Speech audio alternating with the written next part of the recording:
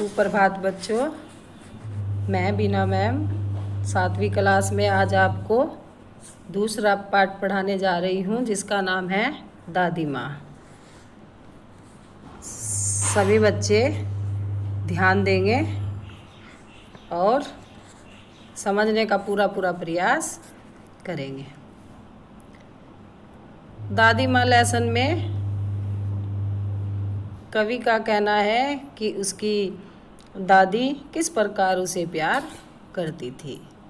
कमजोरी ही है अपनी, पर सच तो यह है कि जरा सी कठिनाई पड़ते, बीसों गर्मी बरसात और बसंत देखने के बाद भी मेरा मन सदा नहीं तो प्राय अनमना सा हो जाता है। मेरे शुभचिंतक मित्र मुंह पर मुझे प्रसन्न करने के लिए आने वाली छुट्टियों की सूचना देते हैं। शुभचिंतक बेटा अपना भला चाहने, मतलब अपने दोस्त का भला चाहने वाला मित्र, हमारे लिए अच्छा चाहने वाला कोई भी हमारा अपना। और मीठे पीछे और पीठ पीछे मुझे कमज़ोर और जरा सी प्रतिकूलता से घबराने वाला कहकर मेरा मजाक उड़ाते हैं।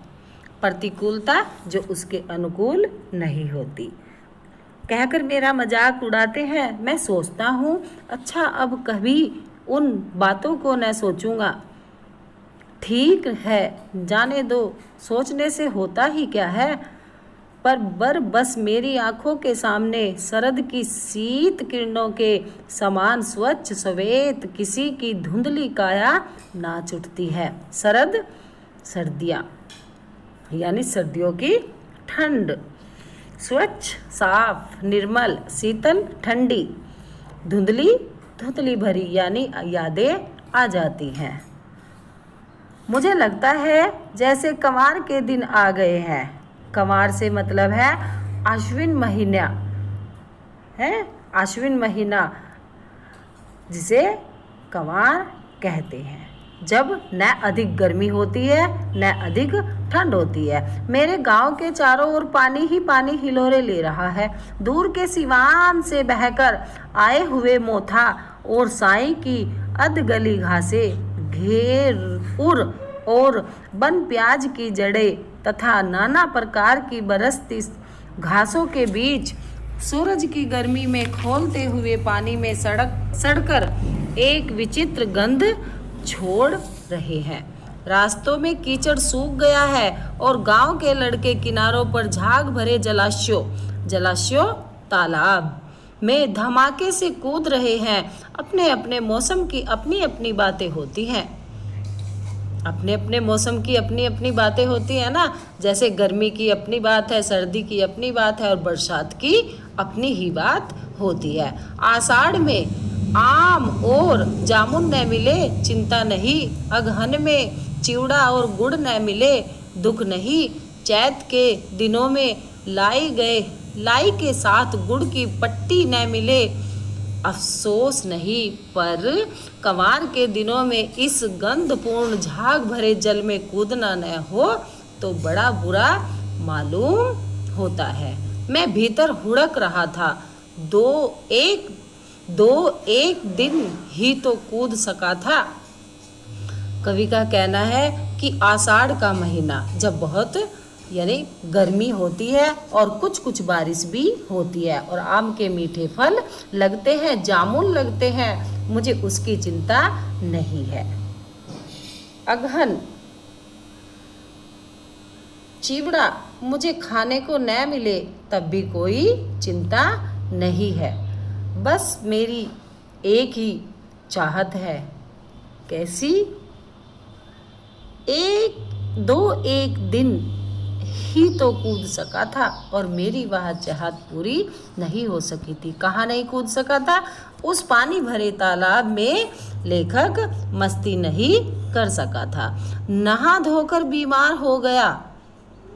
हल्की बीमारी न जाने क्या मुझे अच्छी लगती है।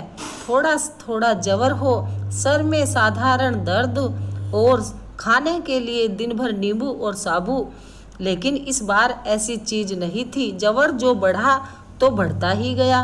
रजाई पर रजाई और उतरा रात 12 बजे के बाद। कवि को बुखार, जवर्मिस बुखार, थोड़ा थोड़ा बुखार होने में आनंद आता था, सर में दर्द होने में आनंद आता था, क्योंकि उसे दिन भर नींबू पानी और साबूदाना खाने को मिलता था। पर इस बार जब वह गांव में था उसको ऐसी कोई चीज़ नहीं मिली और बुखार चढ़ा, बड़ी तेज से चढ़ा। रजाई पर रजाई ओढ़ ली और उतरता कब है? 12 बजे के बाद। दिन में मैं चादर लपेटे सोया था। दादी माँ आई, शायद नहाकर आई थी। उसी झाग वाले जल में पतले दुबले सने सने शरीर पर सफ़ेद किनारीहीन धोती, सन से सफ़ेद बालों से सिरों पर सद मतलब ताजा टपके हुए जल के शीतलता आते ही उन्होंने सर पेट छुए, आंचल की गांठ खोल किसी अदृश्य शक्तिधारी के चबूतरे की मिट्टी मुंह में डाली, माथे पर लगाई। दिन रात चारपाई के पास बैठी रहती, कभी पंखा झलती, कभी जलते हुए हाथ पैर कपड़े से सहलाती, सर पर दालचीनी का लेप करती और 20 बार छू छू कर जवर का अनुमान करती। हांडी में पानी आया कि नहीं, उसे पीपल की छाल से झोंका कि नहीं, खिचड़ी में मूंग की दाल एकदम मिल तो गई है, कोई बीमार के घर में सीधे बाहर से आकर तो नहीं चला गया, आदि लाखों प्रश्न पूछ पूछ कर घर वालों को परेशान कर देती थी। कब परेशान करती थी? जब लेखक को बुखार होता था, लेखक बीमार होता था, तो उसकी दादी उसके प्रति बड़ी ही चिंतित होती थी। दादी माँ को गवई गांव की 50 किस्म की दवाओं के नाम याद थे। गांव में कोई बीमार होता उसके पास पहुंचती और वहां भी वही काम, हाथ छूना, माथा छूना, पेट छूना, फिर भूत से लेकर मलेरिया, सरसाम का मतलब है सिर में होने वाला बुखार, निमोनिया तक का अनुमान विश्वास के साथ सुनाती। महामारी और विसूचिका छुआछूत की जैसे बीमारी के दिनों में रोज सवेरे उठकर स्नान के बाद लवंग और गुड़ मिश्रित जल, लवंग यानी लौंग और गुड़ से मिश्रित यानी गुड़ से मिला हुआ, सवेरे उठकर स्नान के बाद लवंग और गुड़ मिश्रित जल, धार, गूगल और धूप, सब जानते हैं गूगल और धूप को, सफाई कोई उनसे सीख ले, दवा में देरी होती, मिश्री या शहद खत्म हो जाता, चादर या गिलाफ नहीं बदले जाते तो वे जैसे पागल हो जाती, क्योंकि कहीं लेखक और अधिक बीमार न हो जाए। बुखार तो मुझे अब भी आता है, नौकर पानी दे जाता है, मेष महाराज अपने मन से पकाकर खिचड़ी या साबू, डॉक्टर साहब आकर नाड़ी देख जाते हैं, और कुनेन मिक्सचर एक प्रकार की दवाई होती है कि शीशी की तिहाई मतलब तीखापन। डर से बुखार भाग जाता है, पर न जाने क्या ऐसे बुखार को बुलाने का जी नहीं होता, क्योंकि उसमें दादी माँ का प्यार नहीं मिलता। अब दादी माँ नहीं है तो दादी माँ का प्यार नहीं मिलता। किशन भैया की शादी ठीक हुई, दादी माँ के उत्साह और आनंद का क्या कहना। दिन भर गायब रहती, सारा घर जैसे उन्होंने सर पर उठा लिया, मतलब सबको शादी ब्याह के उत्साह के लिए समझाती रहती, उत्साह बढ़ाती रहती हो। पड़ोसी ने आती, बहुत बुलाने पर दादी माँ आती, दादी माँ तब भी बहुत बुलाने पर आती थी। बहन बुरा न मानना, कार प्रयोजन का मतलब है काम का उद्देश्य। घर ठहरा, एक काम अपने हाथ से न करूं तो होने वाला नहीं। जैसे सब कहते हैं कि मैं सारे घर की जिम्मेदारी मुझी पर है, वही दादी कह रही है। जानने को यो सभी जानते थे कि दादी माँ कुछ करती नहीं, पर किसी काम में उनकी अनुपस्थिति वस्तुतः विलंब का कारण बन जाती। क्योंकि दादी माँ वैसे तो घर का कार्य करती नहीं थी, परंतु सभी कार्यों में अपना हिस्सा जरूर बटाती थी। उन्हीं दिनों की बात है। एक दिन दोपहर को मैं घर लौटा। बाहरी निकसार में दादी माँ किसी पर बिगड़ रही थी। निकसार निकास स्थान, घर के बाहर निकलने का स्थान। देखा पास में कोने में दुबकी रामी की चाची खड़ी है। सो न होगा धन्नो रुपए मैं सूद के आज दे दो, मतलब ब्याज सहित पैसे लौटा दो। तेरी आंखें में तो शर्म है नहीं, मांगने के समय कैसी आई थी, पैरों पर नाक रगड़ती फिरी, किसी ने एक पाई भी न दी। अब लगी है आजकल करने फसल में दूंगी, अब क्या तेरी खातिर दूसरी फसल कटेगी। दादी कहती है कि अब तक फसल भी आ गई है और तूने पैसे नहीं लौटाए, क्या अब दूसरी फसल कटेगी पैसे देने के लिए।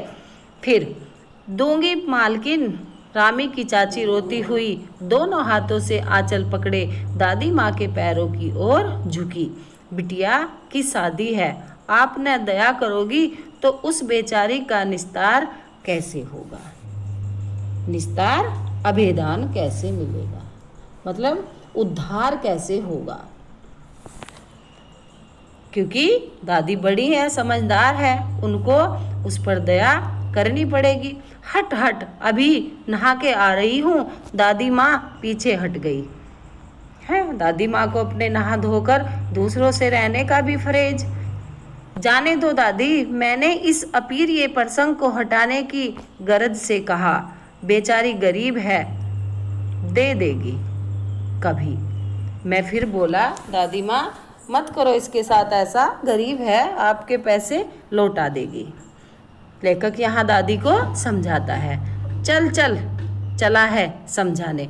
दादी मुझे कहती है, अरे चल जा, क्या तू मुझे समझाने चला है। मैं चुपके से आंगन की ओर चला गया। कई दिन बीत गए, मैं इस प्रसंग को एकदम भूल सा गया। एक दिन रास्ते में रामी की चाची मिली। वह दादी को पूतो फलो दूधो नहाओ का आशीर्वाद दे रही थी। मैंने पूछा क्या बात है। जब लेखक को वह रामी की चाची मिली तो उसने कहा, तुम्हारी दादी को पूतो फलो दूधो नहाओ, यानी उसके पुत्र अच्छे से अच्छे हों, घर में दूध का भंडार भरा हो, ऐसा आशीर्वाद दे रही थी। फिर मैंने पूछा क्या बात है धन्नो चाची, तो उसने विहल होकर कहा, उरीन हो गई बेटा, भगवान भला करे हमारी मालकिन का। उरीन मतलब ऋण से मुक्त हो जाना, किसी के ऋण से मुक्त हो जाना। कल ही आई थी, पीछे का सभी रुपया छोड़ दिया, ऊपर से 10 रुपए का नोट देकर बोली, देखना धन्नो, जैसी तेरी बेटी वैसी मेरी, 10-5 के लिए हंसाई न हो, देवता है बेटा देवता। तो रामी की चाची कहती है कि दादी माँ कल आई थी और सारा ऋण छोड़ दिया, पीछे का सब छोड़ दिया, और ऊपर से एक नोट देकर बोली 10 का कि धन्नो, जैसी तेरी बेटी ऐसी मेरी बेटी। दादी ने उस पर इतनी दया दिखाई। तो वह रामी की चाची कहती है लेखक से कि तुम्हारी दादी देवता है बेटा। उस रोज तो बहुत डांट रही थी। मैंने पूछा, मैं उसको पूछता कि उस रोज तो वो आपको बहुत डांट रही थी। वह तो बड़े लोगों का काम है बाबू, रुपया देकर डांटे भी ना तो क्या लाभ,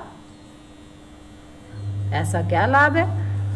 रामी की चाची ने कहा कि बड़े आदमी ऐसे ही करते हैं, जब उन्होंने दिया है तो डांट भी जरूर देंगे। मैं मन ही मन इस तर्क पर हंसता हुआ आगे बढ़ गया। किशन के विवाह के दिनों की बात है। विवाह के 4-5 रोज पहले से ही औरतें रात भर गीत गाती। विवाह की रात को अभिनय भी होता है। यह प्राय एक ही कथा का हुआ करता है।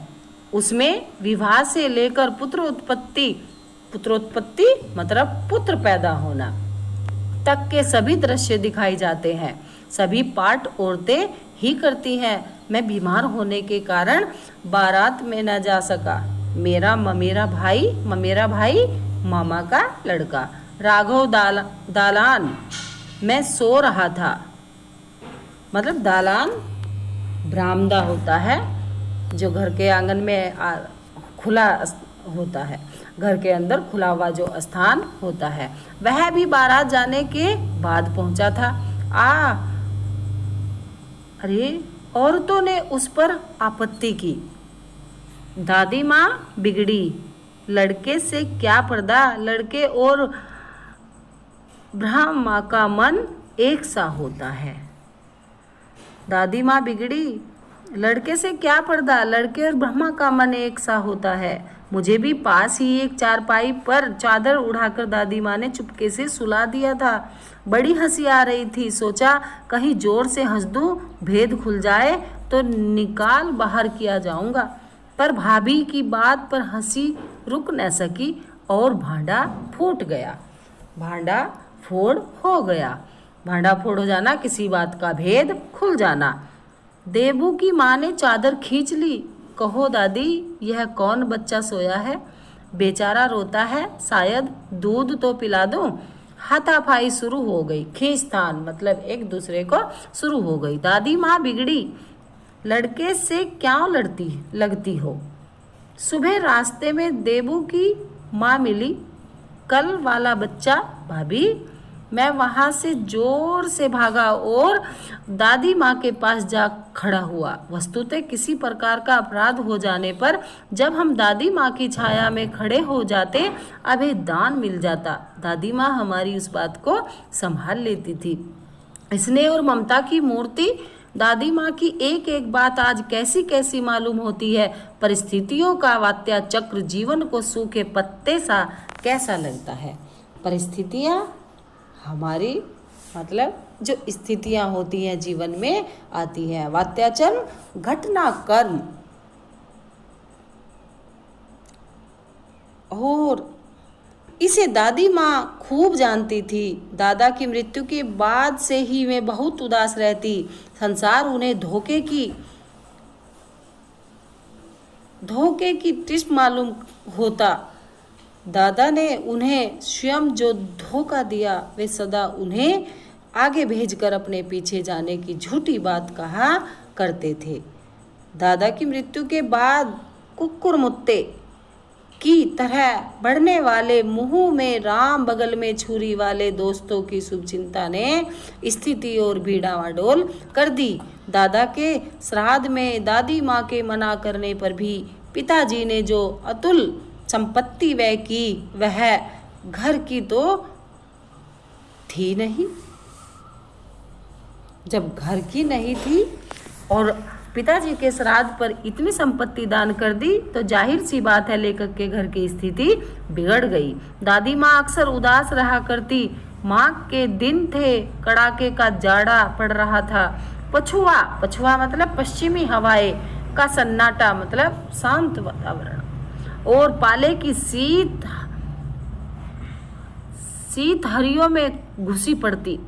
लहरियों में घुसी पड़ती। शाम को मैंने देखा दादी माँ गीली धोती पहने कोने वाले घर में एक संदूक पर दिया जलाए हाथ जोड़कर बैठी है। उनकी स्नेह कतार आंखों में मैंने आंसू कभी नहीं देखे थे। मैं बहुत देर तक मन मारे उनके पास बैठा रहा। उन्होंने आंखें खोली। दादी माँ, मैंने धीरे से कहा, क्या है रे, तू यहाँ क्यों बैठा है? दादी माँ, एक बात पूछूं, बताओगी ना? मैंने उनकी स्नेहपूर्ण आंखों की ओर देखा। क्या है, पूछ। तुम रोती थी? दादी माँ मुस्काई। पागल, तूने अभी खाना भी नहीं खाया न? चल धोती तो बदल लो। दादी माँ, मैंने कहा, मुझे सर्दी गर्मी नहीं लगती बेटा, मैं सर्दी गर्मी से नहीं डरती। वे मुझे खींचती रसोई में ले गई। सुबह मैंने देखा चारपाई पर बैठे पिताजी और किशन भैया मन मारे कुछ सोच रहे हैं। दूसरा चारा ही क्या है? बाबू बोले, रुपया कोई देता नहीं, कितने के तो अभी पिछले भी बाकी हैं।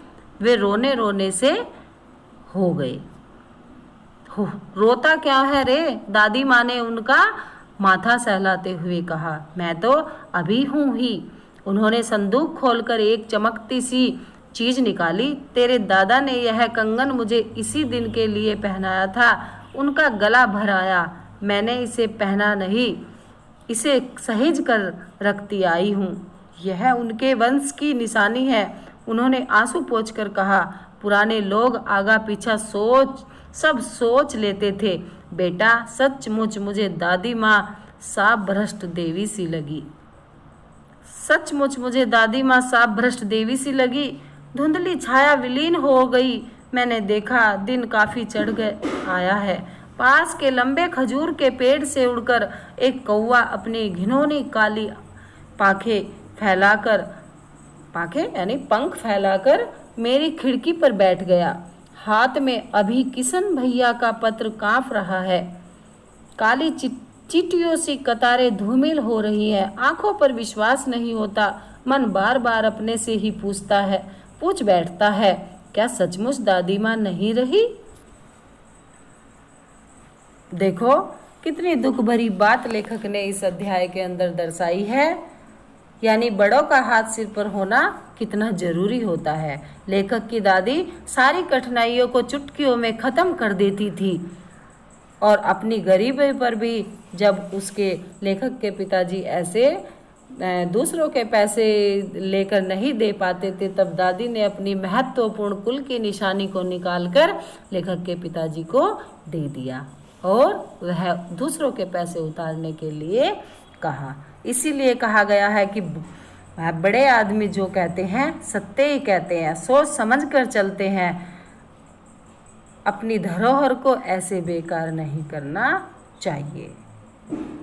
शिव प्रसाद सिंह इस पाठ के माध्यम से हमें यह बताते हैं कि हमें भविष्य के बारे में सोचकर चलना चाहिए। वर्तमान को जीने के लिए अपना भविष्य खराब नहीं करना चाहिए। यही शिक्षा हमें इस पाठ से मिलती है। सभी बच्चे घर बैठकर इस पाठ को पढ़ेंगे और ध्यान में रखेंगे। अब बेटा प्रश्न अभ्यास खोलिए। कहानी से लेखक को अपनी दादी माँ की याद के साथ साथ बचपन की और किन किन बातों की याद आ जाती है। दादा की मृत्यु के बाद लेखक के घर की आर्थिक स्थिति खराब क्यों हो गई थी? दादी माँ के स्वभाव का कौन सा पक्ष आपको सबसे अच्छा लगता है और क्यों? तो बेटा अब पहले प्रश्न का उत्तर है, लेखक को अपनी दादी माँ की याद के साथ साथ उनके द्वारा किए जाने वाले घरेलू इलाज और दादी के द्वारा उनके प्रति अथाह प्रेम की याद आती थी। वह सोचते कि किस दादी उसे थोड़ा सा जवर हो, सर में साधारण दर्द होने पर भी दिन रात चारपाई के पास बैठी रहती, उनकी चिंता करती, पंखा करती, उनके हाथ पैर सहलाती और उनको अनेक अनेक तरह की चीज़ें खाने को देती जो वो बुखार में दी जाती है। तो बेटा अब देखें प्रश्न नंबर 2 का उत्तर। दादा की मृत्यु के बाद ही दादी बहुत उदास रहती थी क्योंकि लेखक के पिताजी ने अपने पिताजी के श्राद्ध को करने में बहुत सी संपत्ति दान कर दी थी, बहुत सी संपत्ति व्यय कर दी थी और जिससे घर की स्थिति बहुत कमजोर हो गई थी। इसीलिए दादी उदास रहने लगी थी। प्रश्न नंबर 3, दादी माँ का सरल स्वभाव और सबकी मदद के लिए तैयार रहना मुझे सबसे अच्छा लगता था क्योंकि दादी माँ को गंवई गांव की परियासों किस्म के अधिकतर दवाओं के नाम याद थे। गांव में कोई बीमार होता तो दादी उसके पास पहुंचती और उसकी बीमारी का इलाज करती, उसको सब कुछ बताती और मलेरिया, सरसाम, निमोनिया तक का अनुमान विश्वास के साथ सुनाती और ठीक भी कर देती। अब बेटा कहानी से आपने इस कहानी में महीनों के नाम पढ़े जैसे कंवार, आषाढ़, माघ। इन महीनों के मौसम कैसा होता है लिखिए। कंवार के मौसम में बारिश और उसके बाद जगह जगह पानी भरना और धरती से सौंधी सौंधी सी महक आती है और सूरज की गर्मी का प्रकोप भी रहता है। आषाढ़ के महीने में आम और जामुन की बहार रहती है, गर्मी भी खूब रहती है। ऐसे इन महीनों के बारे में बताया गया है। फिर प्रश्न नंबर 2, लेखक के अनुसार गर्मी में आम, लीची, आड़ू आते हैं तो सर्दी में अमरूद और नाशपाती आदि फल बड़े ही स्वादिष्ट लगते हैं। सब बच्चों को मौसम के अनुसार फल खाने चाहिए। ठीक है बेटा, देखो इसको पढ़ने में कितना आनंद आया है और सभी बच्चे इस पर ध्यान देंगे, इस पाठ के मीनिंग भी याद करेंगे और अपने घर में जो आपका सबसे अधिक ध्यान रखता हो उसके बारे में आप क्लास में खड़े होकर चर्चा करेंगे। बेटा अब स्वच्छता के साथ इस पाठ के कार्य को आपको करना है। धन्यवाद।